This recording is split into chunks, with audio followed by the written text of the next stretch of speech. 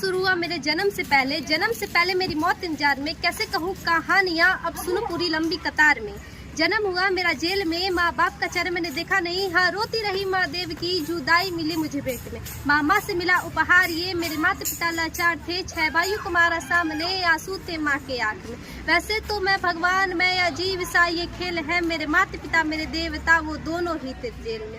कर्तव्य मिले मुझे बचपन बीता संघर्ष में। जिस माँ ने पाला पोसा मुझे, उससे भी हो गया दूर में। विधि क्या क्या विधान था, क्या लेख लिखा था कर्मों का। तुम ठीक से रो तो लेते हो, मैं रो भी न पाया चैन से। कहने को तो मैं सब कुछ था, मैं राजा भी, मैं रंग भी। कष्टों से भरा था जीवन मेरे, दुखों का मेरे अंत नहीं। खेल कूद की उम्र में कर्तव्य मेरे अनेक थे। छुड़वाना था मेरे माता पिता को कई वर्षों से कैद थे।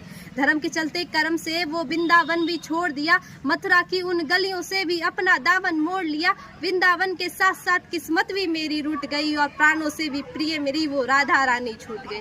बांसुरी को भी त्याग दिया, सब छोड़ छाड़ के दूर गया। सुदर्शन धारण करके कान्हा धुन मुरली की भूल गया। मैं माखन चोरी करता था, अब न्यायाधीश बन गया।